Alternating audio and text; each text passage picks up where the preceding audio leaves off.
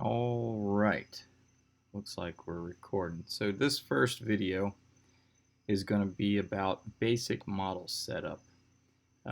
Basic model setup is essentially how do I set up a new primitive, whether it's for modeling or whether it's for animation.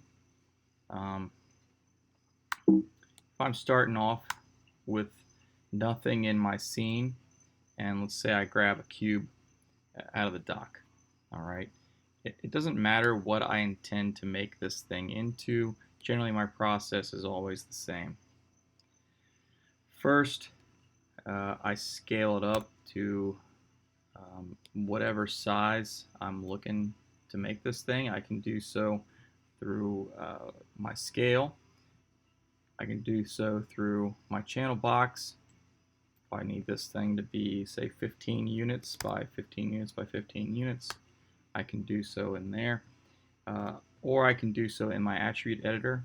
If I go to the Polycube 1 tab, it's the third tab over on any new primitive. This is part of the history. I can come over here and change these things. Now, notice that even though I made this thing 15 by 15 by 15, these all still say 1 unit, right? So if you're looking to not use your transforms here, let's go ahead and grab those guys, make it back to its original size.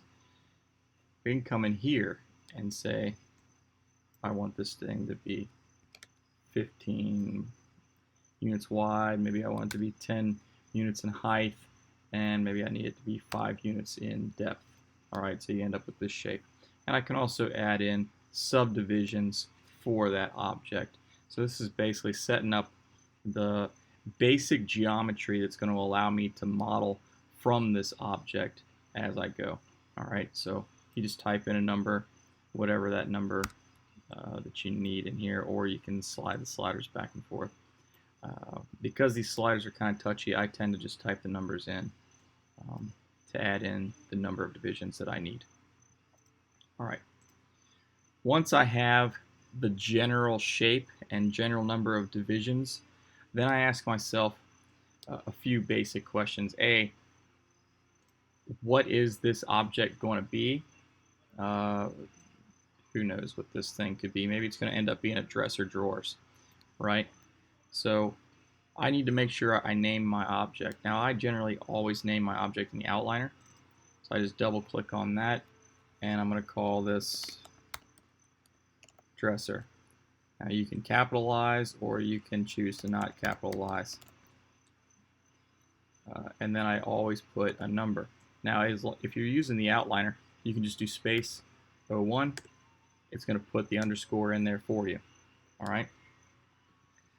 The next thing I need to do is ask myself, where does this thing sit or pivot from? All right.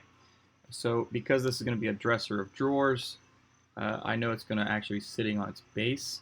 And by default, your primitives always spawn in with a pivot point smack in the middle of the object, and that object is placed at the 0, 0, 0 point of the world, so smack in the middle of the world. So in this case, it's sitting below the floor, right, which is no good. So I need to move that. So how do I do that? Well, I move the pivot point. I come into W, my translate tool. I hit D, and that's going to give me this universal manipulator here. And then I need to pull this guy down and snap it to the bottom here.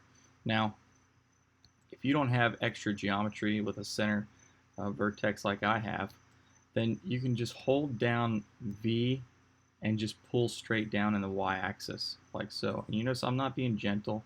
I'm not hovering around here and trying to get really accurate. I just pull straight down below the model. It's the only model in my scene, so it's going to snap to the bottom vertices here. And then I hit D again to accept. All right. Well, my model is still below the surface, so I'm going to hold X. X is snap to grid. So hold X. Notice it turns this little bit in the center of my transform to a circle. You can also see up here in the top that this magnet with a grid behind it is lit up blue. Now I'm just going to grab this Y axis on the translate tool and pull it up to snap to the grid. All right, and you can check it if you'd like to. Now, because we've moved this thing up, if we look over here inside of our channel box, we can see that our translate now has 5 units up in Y, so positive 5 in translate Y.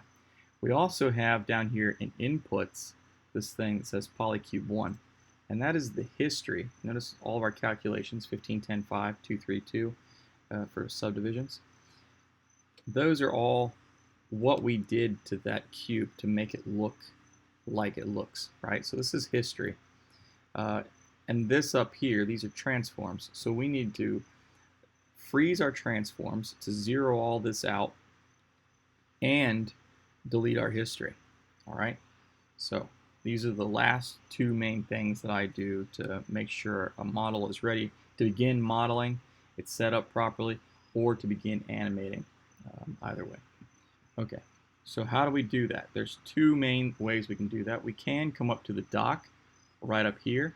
You'll notice that we have freeze transformations, looks like a snowflake with 000, and we have delete by type history right next to it. Now, if you're using an older version and these don't exist in your dock, you can either add them to your dock or you can find them in your menus. So first, always freeze your transformations, because freezing your transformations becomes another input. It becomes more history. So go to Modify, Freeze Transformations. Notice that that zeroed everything out. Also, notice that now I have transform geometry here added in as a bit of history. And then I'm going to come in to Edit, Delete by Type, History. All right, so notice that my inputs are now gone. All right, now you're free to begin modeling or begin animating.